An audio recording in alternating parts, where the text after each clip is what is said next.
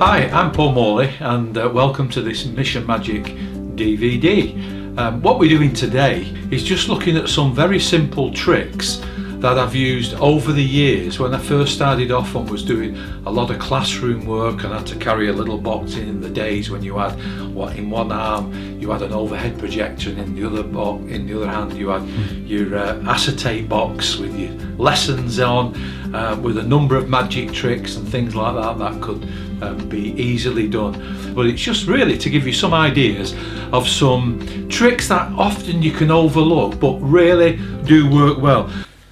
As you can see, I've got a nice black silk, and because of the lights you can even see my shirt through it. But if I turn it round that side you can still see it's a nice black silk, colourless. You know, out in space there are things that are called black holes that they say suck everything out of energy, and it's dark. That's why it's a black hole. And for many people their lives are like that. They wonder, who am I? Why am I here? What's the point of living? That they still haven't found what they're looking for, and they miss that even in the midst of darkness and depression, that right in the centre there's the offer of something wonderful. I don't know whether you can see that just there, but right there in the centre there's something wonderful. Let me show you, because you see, even in the midst of darkness there's the promise of God. That's lovely. And God promises that even in our darkest night he can bring his glorious light, that he will never leave you or forsake you, but he's there, and he promises never to abandon anybody. And you might say, but my past, you don't understand my past. God knows about your past, but he's more interested in your future, and that's enough to put a smile on anybody's face. And that's just a little streamer production effect. How's it done? Well, here's the reveal. It's all done with a little friend called the thumb tip. Dum, dum, Okay, dum. dum dum dum. And the streamer. These are wonderful, because a lot of people just seem to content themselves with producing a little square of a silk handkerchief out of them. But this adds to the mystery of it all. And all what we do is we just concertina it up like that all the way to the end. And these are nice and long. The production of these is quite staggering.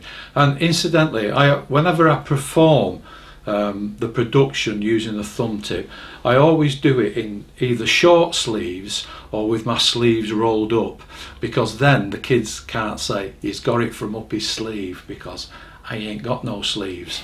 And you know where Napoleon kept his armies, don't you? Up his sleeves. Oh dear. Sorry, Mark. Okay, so the concertina silk is put on top of the thumb tip, and then it's pushed in, but keeping that little bit of a tail there, so that then goes around, so it's at the back of your thumb.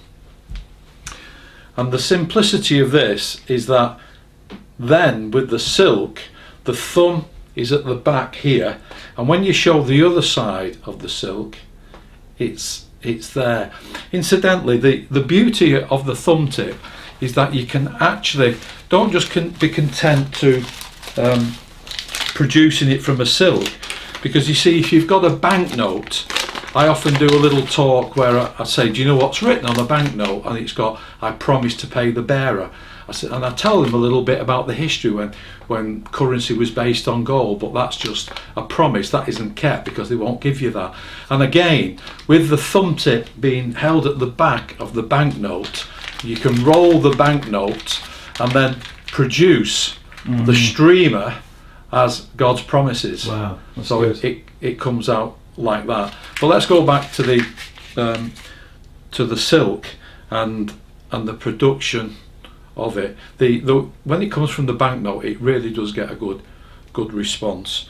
And again, once this is shown front and back, okay, the thumb tip never, as long as you don't do this, that sort of gives the game away.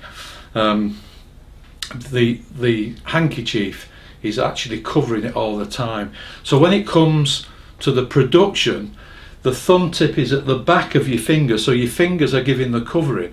And what's happening is, if I just turn slightly from my viewpoint, the thumb is going into my hand, and my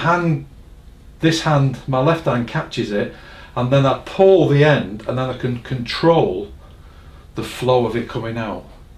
It's as easy as that, and it's a great little weapon to have in your magic arsenal.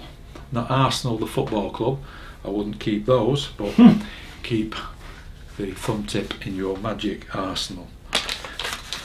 And now another wonderful little trick, and this is the condensed version. This is the story of the dogs, or the dog, and beautifully made silks from Italy.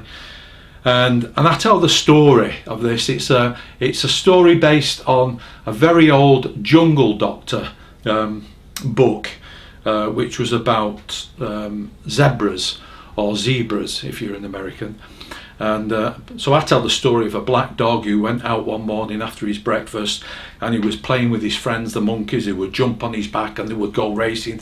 So with the kids, you're going racing through the grass and through the mud, and they're jumping up and down. Then it's dinner time, and the monkeys go home because they need to get the bananas. So the black dog goes off exploring, and he goes off. He goes through the grass, through the river, through the woods, and eventually he comes to a place where he sees a cave. And he'd never seen a cave before, but it was very dark. And boys and girls, I haven't got a cave with me, but I've got something that can be like the cave for us. And it's this bag, and it's very dark on the inside. And he goes into the cave and he says, "Hello!" And the cave shouts back, "Hello, who's there?" And he jumps out. He carry on with the story, get the kids all excited. And the cave says, "I'm a wishing cave. I'll give you any wish that you want." And the black dog thought for a while, and he thought, "You know what? I don't like being a black dog. I think I'll be a white dog." So he decides to be a white dog. So he comes out of the wishing cave, and amazingly, he's become a white dog. And he goes running out of the cave, back down the lane, through the woods, through the grass, through the water, and the monkeys see him and say, "Who are you?" And he said, "Well, I'm the black dog who became a white dog." And they said, "You're crazy, white dog.